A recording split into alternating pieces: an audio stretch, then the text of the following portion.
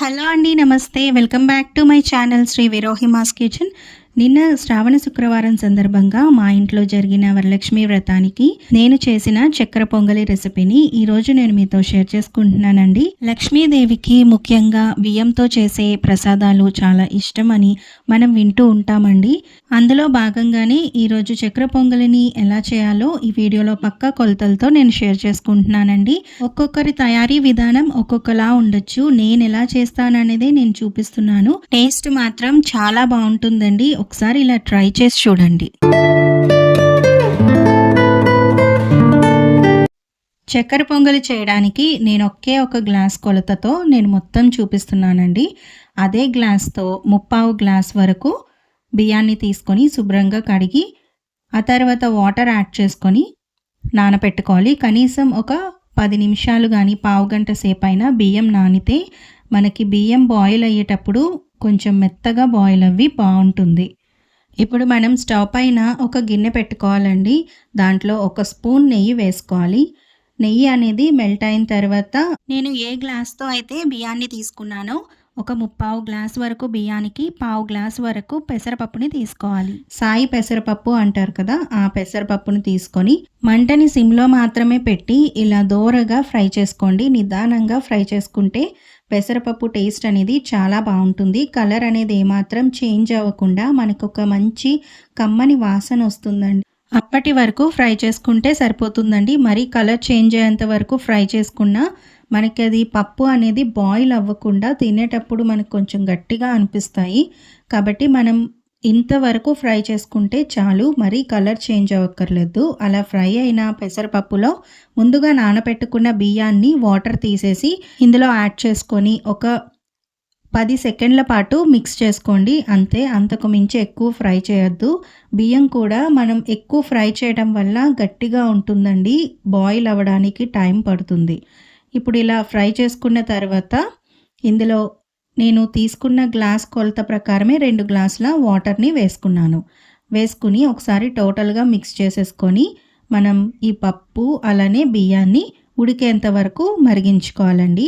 మీరు ఇదే ప్రాసెస్ డైరెక్ట్గా గిన్నెలో అయినా చేసుకోవచ్చు, లేదు అంటే కుక్కర్లో అయినా చేసుకోవచ్చు.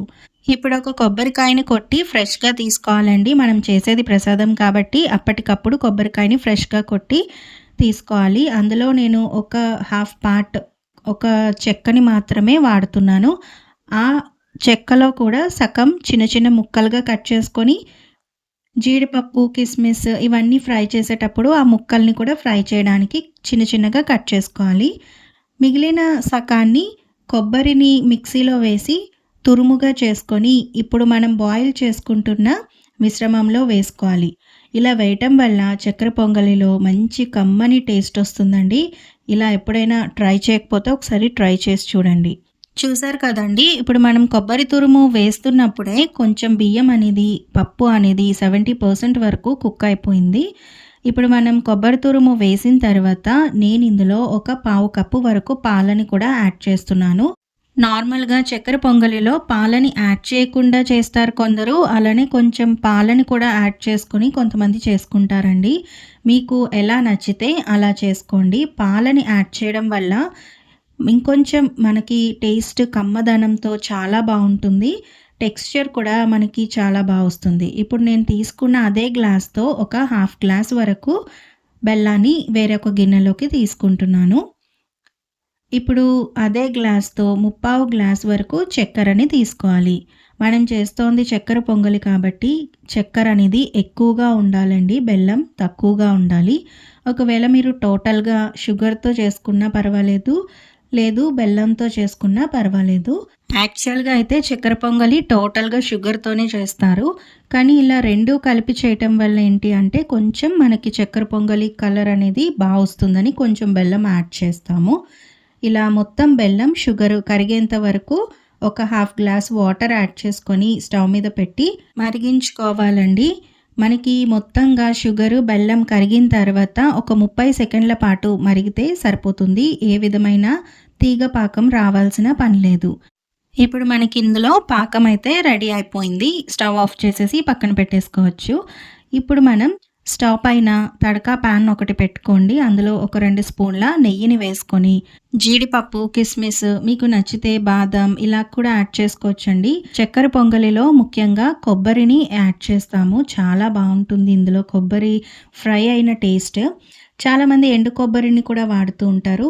నేనైతే పచ్చి కొబ్బరిని వేసి సిమ్లో పెట్టి దోరగా ఫ్రై చేసుకుంటున్నాను. ఇవన్నీ కూడా మనకి ఇలా రంగు మారేంత వరకు ఫ్రై చేసుకుని స్టవ్ ఆఫ్ చేసేసి పక్కన పెట్టి ఉంచుకుందామండి. మనం ముందుగా పాలని యాడ్ చేసి ఇంకొంచెం సేపు బాయిల్ చేసుకున్న ఈ మిశ్రమంలో మనం సిద్ధం చేసి పెట్టుకున్న పాకం మిశ్రమాన్ని ఇలా వడకట్టుకొని వేసుకుంటే మనకి బెల్లంలో ఏమైనా డస్ట్ అది ఉంటే పోతుందండి. ఇప్పుడు ఆ పాకం మిశ్రమాన్ని అంతా కూడా ఇందులో యాడ్ చేసుకున్న తర్వాత టోటల్గా ఒకసారి మిక్స్ చేసుకోవాలి. నేను చెప్పిన కొలత ప్రకారం మీరు వేసుకుంటే పర్ఫెక్ట్ స్వీట్నెస్ అయితే వస్తుందండి.